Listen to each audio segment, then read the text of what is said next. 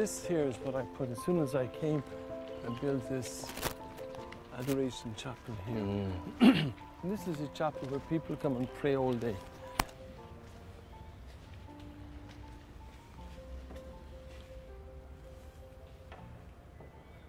So we expose the Blessed Sacrament 24 hours a day. And people come and spend time in prayer.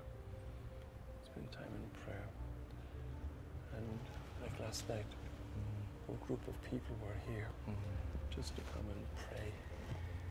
And then every hour there's always somebody here the whole day. We've Mass here at 12:15, we've Mass at 6:30 this morning. And then there's just always a prayer. We have our special intentions. Okay. And then our testimonies here. People come and give testimony. And then there's a confession room there for those who need confession. That's Saint Bakita from Sudan. She was a slave girl who was captured, escaped 3 times, and was captured 3 times. And then she went with the Italian consul over to Italy. And there she decided to become a Catholic. And when she became a Catholic, then she decided to become a Reverend Sister. So she worked up in Schio, up near Venice. And she was the first saint of the year 2000. She's an inspiration to many because she never gave up. And she was always forgiving. When she was in slavery, they cut her open, cut her 130 parts and put salt in it. My goodness. So she really suffered. But she's an inspiration to many people because of her. You know, so her relics are on the altar here. We keep the relics here on the altar. So and then this is the Divine Mercy picture. Jesus, I trust in you. This is the year of mercy in the Catholic Church. The Pope called it last year, 8th of December, to this year, Feast of Christ the King. So this year we're talking on the mercy of God, the love of God, that God is a merciful Father. And we take it from Luke chapter 6, verse 36, when it says, be merciful like the Father. So we have the whole year activities concerning the mercy of God. Many people fear God, they're afraid of God. Many people have got to see God as a judge and far away. But Pope Francis is trying to tell people, look, God is near you, God is a loving one. That beautiful passage from Luke 15, the story of the prodigal son, especially around verse 20, 21, when the father hugged the son and kissed him tenderly. That's like a picture of God. And when he holds the son and forgives him, and the son says he's sorry, that mercy and forgiveness of God. And that's the picture that I see of God, the forgiveness, the mercy, that no matter what we've done, no matter what sins we've committed, there's always the mercy of God is there. So that's why this year is a year of mercy. And this is the picture. Jesus, I trust in you from his heart to flow those words. Hello everyone, my name is Jojo Immanuel-Lawson, and today I'm talking to a very, very remarkable mentor, role model, a priest. I'm talking to no other person than Reverend Father Campbell, who is the main father in charge of the Christ the King parish in Accra, Ghana, which is located in West Africa. Father Campbell, thank you so much. Thank you for inviting me. I'll say something just a little bit to all of you watching today. Father Campbell is a very remarkable person. He's worked so much on the continent of Africa, particularly in Ghana. He's helped build so many hospitals. He's helped build so many orphanages and worked with loads of kids from different schools and different regions of the country. He's a true icon. He's a true role model. He originated from Dublin and traveled down to Africa to work as a missionary, and has since been in Ghana for the past 45 years. Father Andrew Campbell, how has it been for you for the past 45 years? It has been a wonderful experience to be here. I came as a young priest, and I've been working here in Accra for 45 years since I was a young priest, and now I thank God look back on those 45 years, it's just been a blessing, a real blessing, and I thank God for that. It's amazing. Your background is such that you sell sweets from a local shop. I mean, it's different things. How can a local young boy selling sweets end up becoming a father? As a young boy in primary school, I always wanted to be a Catholic priest, a missionary priest in Africa. I always felt God was calling me to come and spend my time in Africa. I used to read magazines and you'd meet priests who talk about Africa. So there was always that longing to come here to this continent. And I finished primary school when I was 13 years of age. And I wanted to go to secondary, but my parents hadn't got the money to go to secondary school, because you go from secondary then into the seminary and then you'll be ordained. So they told me, go out and work. And for one whole year, I was in the back of a truck, like in a plankie. Wow.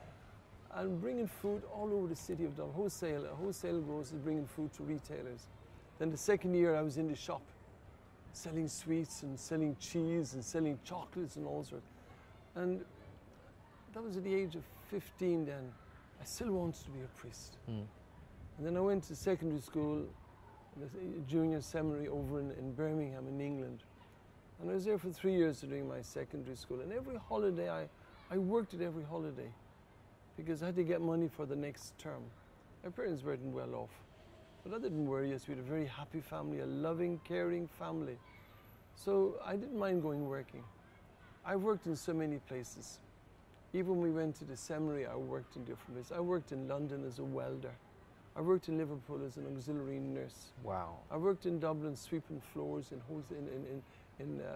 supermarkets. So I worked in different places. I worked in Woolwich in London. And it was a big, huge, I forget the name of the factory. It was a welder for a whole summer holiday. I worked there. And then I went up, the next 2 years, I went up to Liverpool, Walton Hospital. And there I worked as an auxiliary nurse.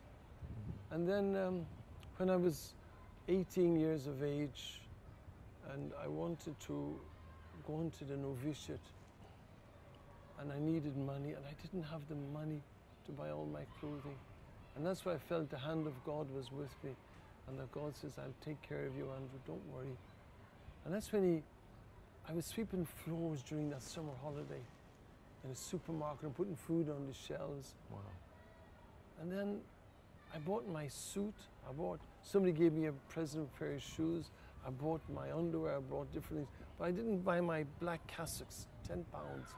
Too much money, I had no money.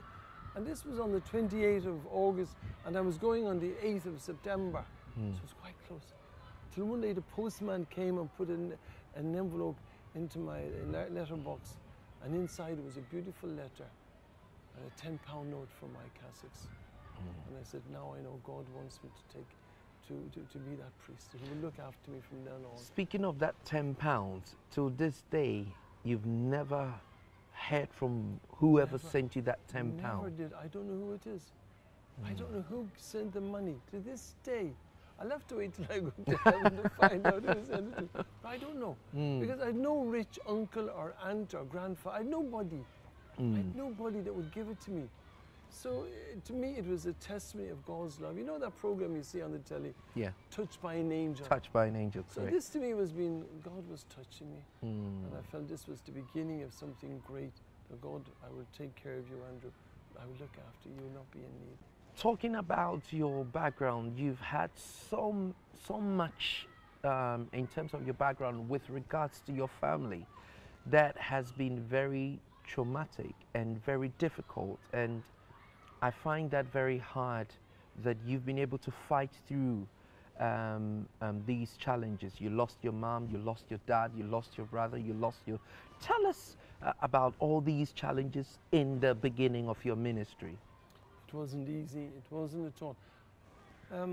We were a very closely knit family, always together. We prayed together, we ate together every day, we went to church together, went on holidays together, so we were very closely knit. So when I said I wanted to be a priest, my mummy and daddy had no problem. You know, if this is what God is calling you, no problem. So I went away in 1964 to the novitiate. And when I went away, I went away in September. The following July, my mother got sick. I went up to visit her. She didn't even know me. She was paralyzed all the way down. She didn't even know me, and she died. And then I came to Ghana. My brother died when I was a younger boy. Martin was his name, a small little baby. You know, I miss, you know, a brother. But then, when I came to Ghana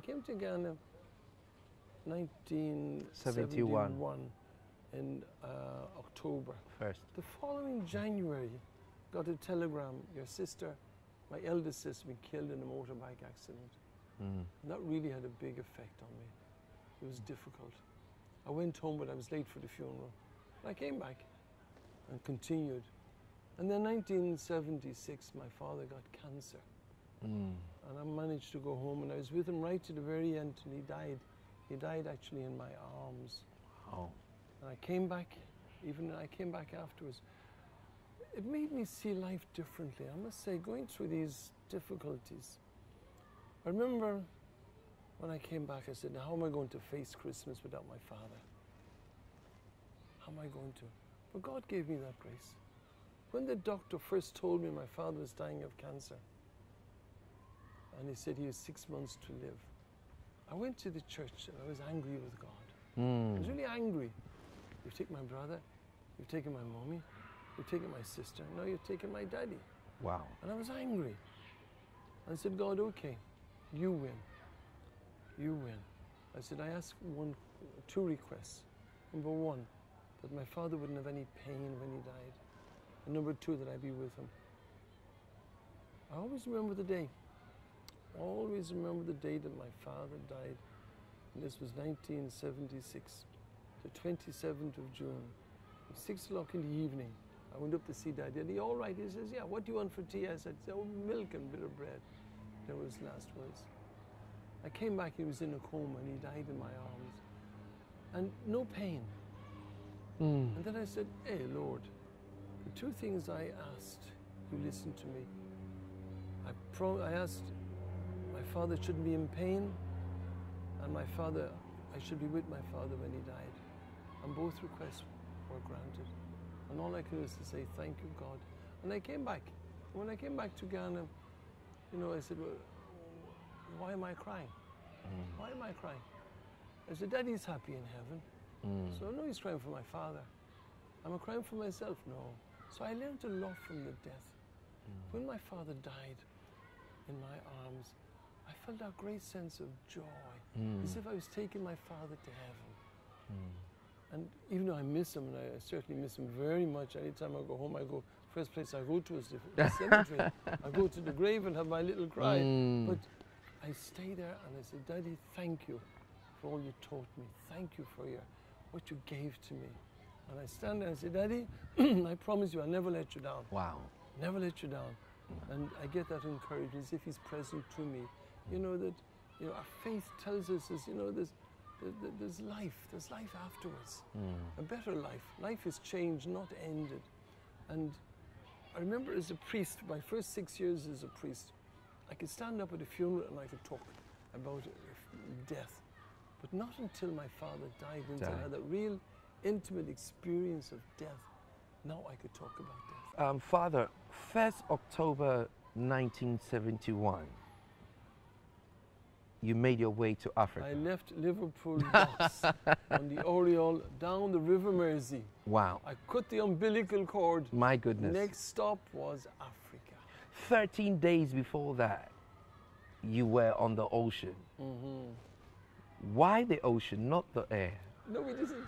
I came with another priest. And he said, look, let's go by boat. Wow. We'll have a nice holiday. And it was a holiday. I mean, 13 days, we had a swimming pool, we had everything we wanted. You know, we had a great time. It was a holiday, like a cruise.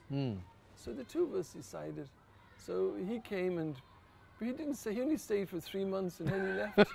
And he left Baby Island. So I'm still here. He became parish priest in London. So what made you decide, did you have Ghana as a target or you ended up somewhere? Were you heading straight to Ghana and Did you have any friends in Ghana? Did you know anybody? I didn't even know a black person. No, didn't know anybody. Never met, hardly ever met. In Dublin, we don't have many. At that time, we weren't many Africans. Anybody who came maybe to medical school or something from Africa, but I never met them. So I had no friends. No, I had no friends. The congregation I belonged to, the Divine Word Missionaries, their only station was in Ghana. Now we're all over Africa, but at that time, and I was happy to come here. I made a good name of Gold Coast, you know, and football team and all of these. So fine, I'll go. So they sent me here with my first. So choice. So you ended up in Takoradi or in Tema? Tema. Wow. Tema Harbour. I ended up, and then from there on, then life continued from there. So after Tema, where did you go? How was life beginning? Obviously, 3 months after that, you had the sudden loss of your dad. But after the loss of your dad, when you had actually settled into Accra, now you're in a different environment, very hot weather, people are different, everything is different. It took a while. How did you settle in? It did take a while. The food, the climate, the people, it wasn't easy.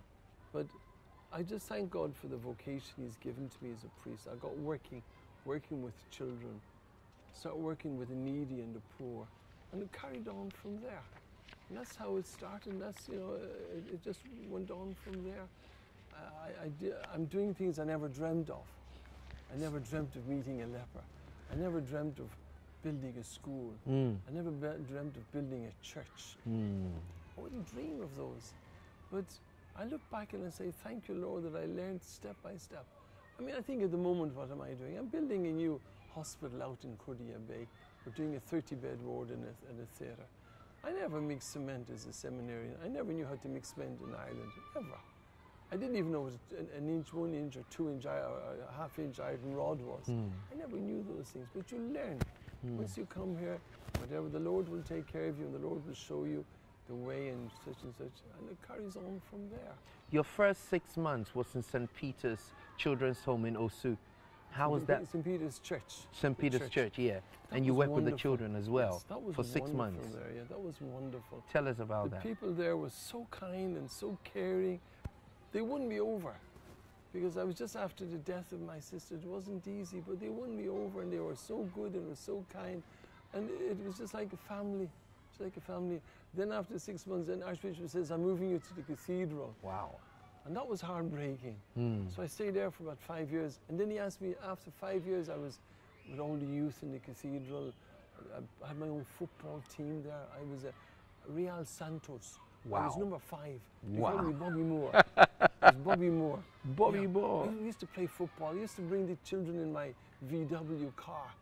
You know the Beetle, remember the old Beetle? Yeah, I sat in that one as well when I was Beatles, young. I sat in a million times.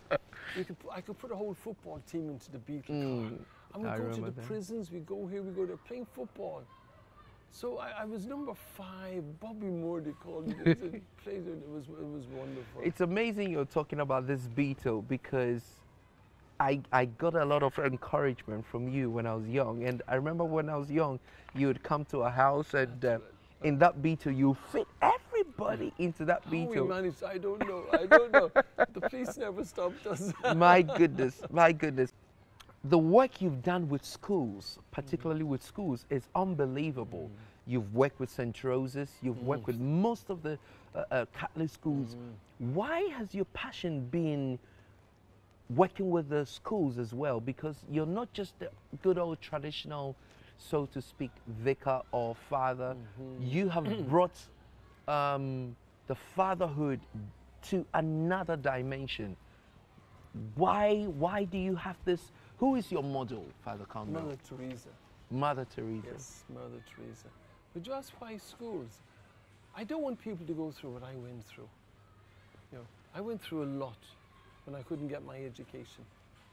And I want to help people to be able to go straight through and get a good education. Good education is important. A good Christian education where you got good morals. Like the retreats I gave at St. Rose's, one of them to your sister. I had her for about 7 years retreats. Every term I was there, it's 21 retreats I gave there to her.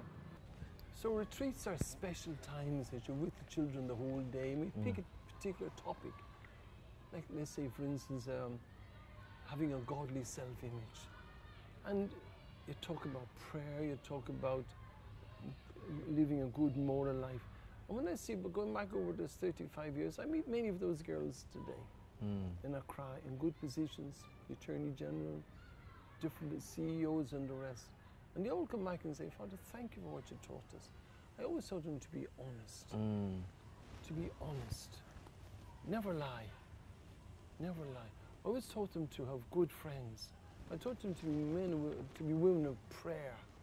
I taught them to have a good character, to value their virginity, to be proud of being a virgin, that they walk up the altar aisle with a white dress on them, a white dress. And that day they say, Father, I'm a virgin. We know the tradition in Ghana, even before Christianity.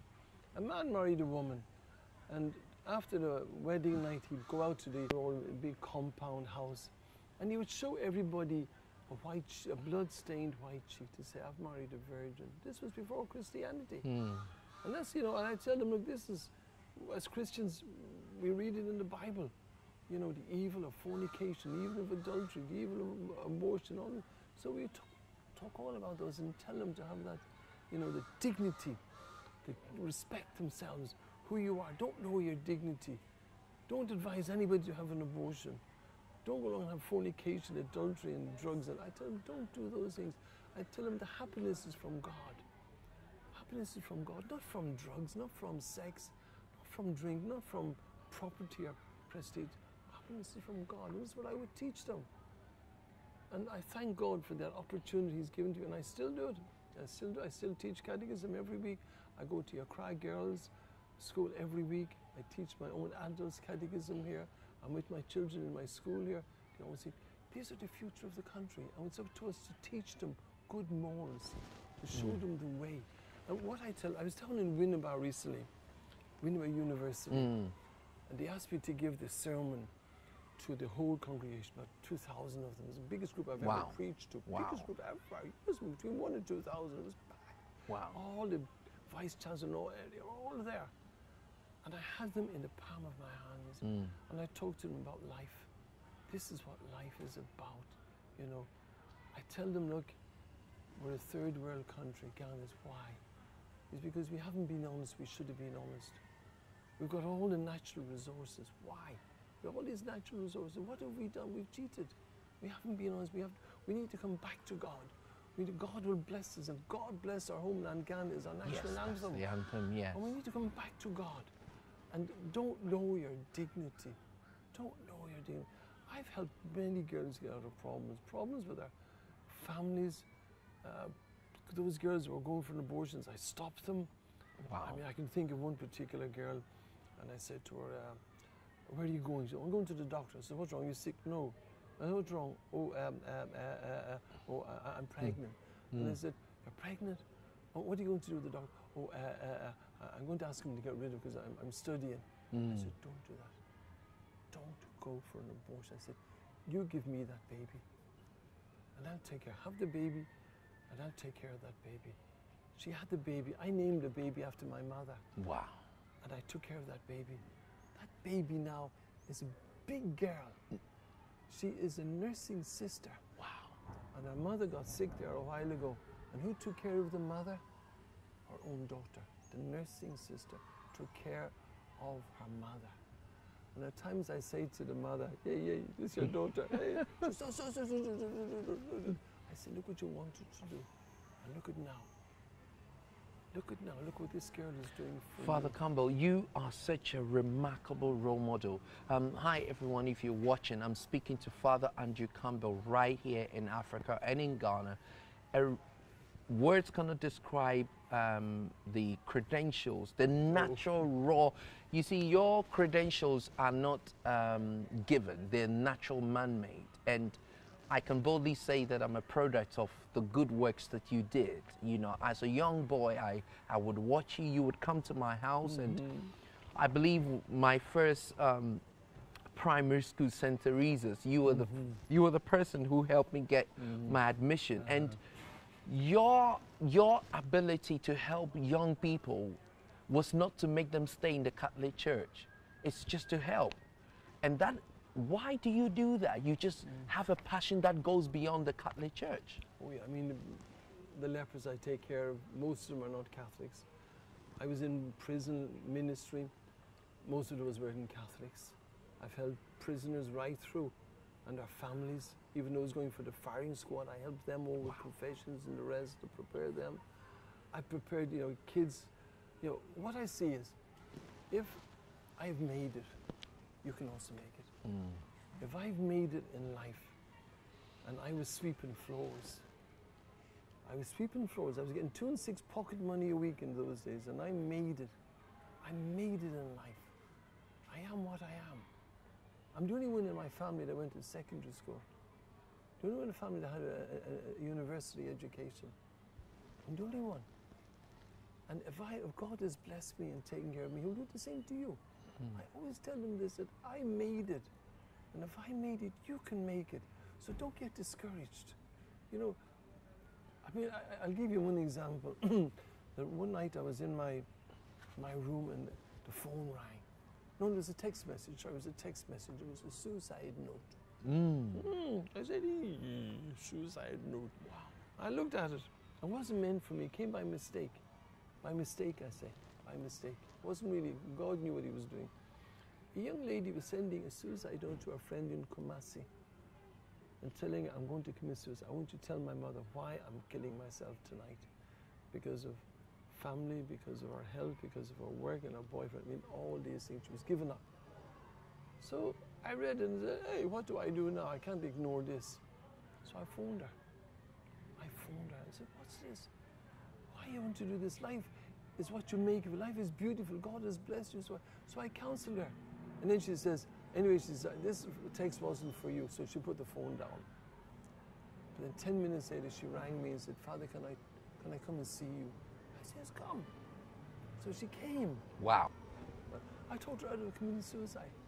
She came to me 2 or 3 weeks ago with a baby. Wow. She's a baby. She wants me to baptize.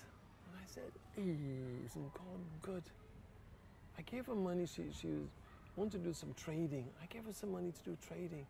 So now she's trading. She's a baby. I said, fine, this is what God wants. You know. So this is how I see myself. I see myself like an instrument of God, bringing love to the world. As an instrument of God, helping people. God has blessed me. I have my life, my health. I've got my vocation. I've got all of these. So to be to share. You've built so many hospitals. I can't name them. You've helped build schools. I mean, I beg. I go on begging. I've got to beg. Yes, I'm always begging for people. You've done it. You've done it. And one of the first hospitals you built, name that. Tell us about it. I went to PML Hospital. I'm the chairman of the board there. And that's only a children's hospital, the only children's hospital in Ghana. My goodness. And it was meant for, started was for the malnourished children. So for the 80th anniversary, we wanted to build a new block, a surgical block, because if anything to do with surgery, to go to another hospital far away. And I went around begging banks, Barclays Bank, UT Bank, I mean all the banks, begging. And MTN, Tullow, all of these. And I got the money to put that building up. Architect, engineer, quantity surveyor, free of charge. Wow. I don't have no money. So I have no money. I went to one man. He's an owner of an Italian contractors. And I needed some material. I went to his office and says, my dear friend, do you want to go to heaven? He said, yes, of course I do. I said, want to go to heaven? I need 3,500 blocks. I said, when the time comes, I'll put in a good word for you. I got my blocks. Wow. I got my blocks. That's how I went about it. And I remember the day they had the first operation at that block. Tullow, Ghana gave me equipment worth $2 million worth of equipment for the 2 theaters and the OPD. $2 million. Wow. So I stood beside the surgeon, the first operation there. There was a hernia on a small little baby.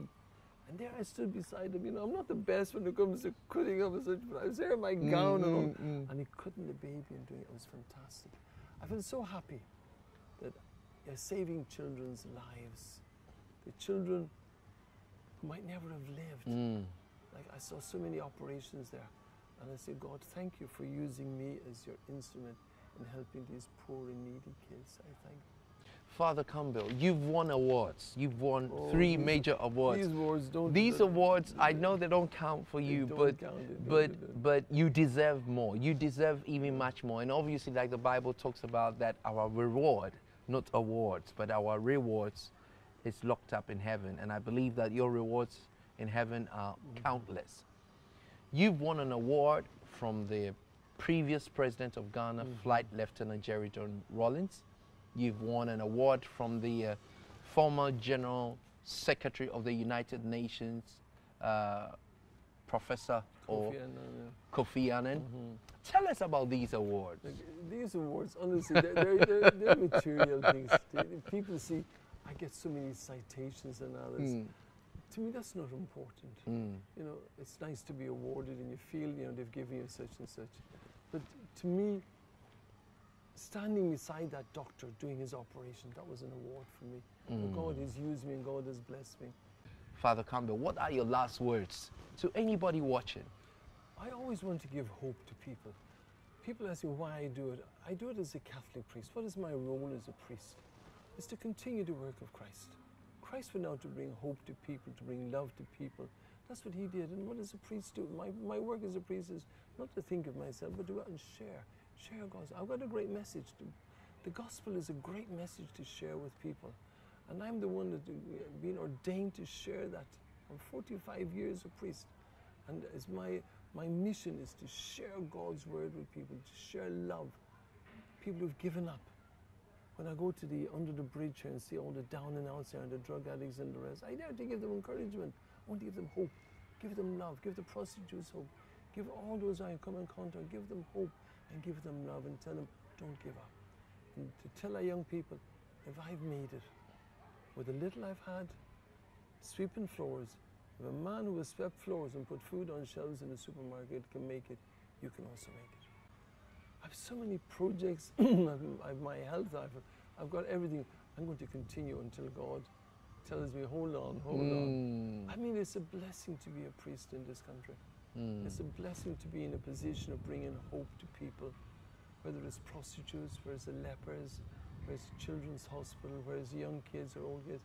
I mean, and I'm celebrating my birthday that day. I'm bringing the lepers to Mass that day. And after Mass, I'm going to have my lunch with the lepers. Wow. Yes, that's how my lunch with the lepers. Wow. And in the evening, we're going to this big auditorium in Accra.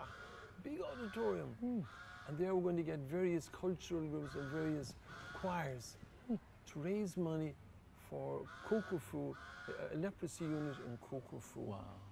You know, Kokofu, that area, there's a lot of cured lepers and others of them. We just came back from Upper East, and one picture really, really, really pained me. I said, because we have to do more. I said, more and more for these people. One was a small baby with leprosy. I've never seen that before. And the mother, a young mother with leprosy. So we want to help those people.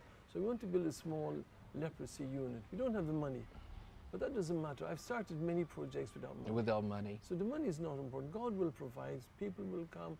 I can give you many testimonies of how God has taken care of me to give money to build this and build that and the rest. So money doesn't worry me. So we don't have the money, but we pray that night with people, touch people's hearts to come and help us, you know. So that's how I'm celebrating my birthday with the lepers, to do things not for myself, but to give thanks to God for what He's done for me. I ask you last question. Yes. When the Lord calls you home, where do you want to be buried? Oh, here. Oh, Ghana. Oh, this is my home. I've a Ghana passport.